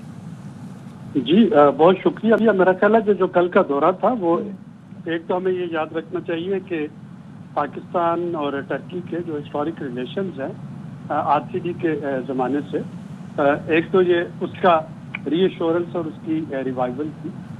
दूसरा अगर हम देखते हैं तो आपके पास जिस तेजी के साथ दुनिया एक नए तजारती ईरा में जा रही है, टैरिफ्स इम्पोज किए जा रहे हैं हर तरफ, खा वो अमेरिकन टैरिफ हो, वो ईयू टैरिफ हो, तो ये जो साउथ साउथ कोऑपरेशन और जो फ्रेंडली कंट्रीज के दरमियान कोऑपरेशन है वो बहुत इम्पोर्टेंट है। और ये एक विन विन सिचुएशन है पाकिस्तान के लिए भी, टर्की के लिए भी, कि आपस में एक दूसरे के साथ तिजारत करें। और ना सिर्फ तिजारत बल्कि तुर्किया के साथ हमारा एक जो जियो स्ट्रेटेजिक इस वक्त अलायंस है वो ज़रूरी है। तुर्किया ने हमेशा कश्मीर के मसले पे पाकिस्तान की भरपूर हमायत की है। पाकिस्तान और तुर्किया का जो डिफेंस में कोऑपरेशन है वो एग्जेम्पलरी है। तुर्किया का जो मशीनरी और केमिकल्स जो है उसकी एक्सपोर्ट वो हमारे लिए बहुत अहम है। और हमारी तरफ से स्पेशली जो एग्रीकल्चर प्रोडक्ट्स और जो माइनिंग में तुर्किया के साथ कोऑपरेशन है, एनर्जी सेक्टर में, बिल्डिंग सेक्टर में, रियल एस्टेट में, ये सारी वो चीज़ें हैं जो कि इस वक्त एक वक्त। अच्छा, मुझे बताइएगा आबिद साहब, अब पाकिस्तान चाहता है जी कि इन्वेस्टर्स आएँ, सरमायाकारी पाकिस्तान में हो, तो वो कौन से ऐसे शोबे हैं, क्या तुर्किया की जानिब से इंटरेस्ट शो किया गया, और किया गया तो कौन से ऐसे शोबे हैं जिसमें तुर्किया इन्वेस्ट कर सकता है पाकिस्तान में? Real estate is one of the major sectors. Turkiye की एक एग्जाम्पल रियल एस्टेट सेक्टर है। एग्रीकल्चर में वैल्यू एडिशन जो है वो बहुत अहम है। पाकिस्तान जो है वो सिर्फ रॉ मटेरियल ही एक्सपोर्ट करता चला रहा है, लेकिन अगर आप टर्की को देखें तो टर्की ने ना सिर्फ यूरोप में बल्कि पूरी दुनिया में उसके एग्रीकल्चर प्रोडक्ट्स की, उसकी प्रोसेस्ड फूड की डिमांड है। पाकिस्तान से हलाल फूड की एक्सपोर्ट जो है टर्की में वो बहुत अहमियत की हामिल है। डिफेंस प्रोडक्शन जो है ये दोनों मुल्कों का दरमियान इस पर तावन जो है ये स्ट्रेटेजिकली बहुत इम्पोर्टेंट है। और इसी तरीके के साथ एनर्जी और स्पेशली रिन्यूएबल एनर्जी, और आपने देखा कि जो ईवीज का तोहफा दे के गए एक सिंबॉलिक जेस्चर के तौर पे जो टर्क प्रेसिडेंट, वो एक बहुत अहमियत का हामिल है। पाकिस्तान में अगर हमें अपना इम्पोर्ट बिल कम करना है, अगर हमें अपनी पोल्यूशन और इन्वायरमेंटल चैलेंजेस से बचना है, तो फिर हमें ईवी को प्रमोट करना होगा।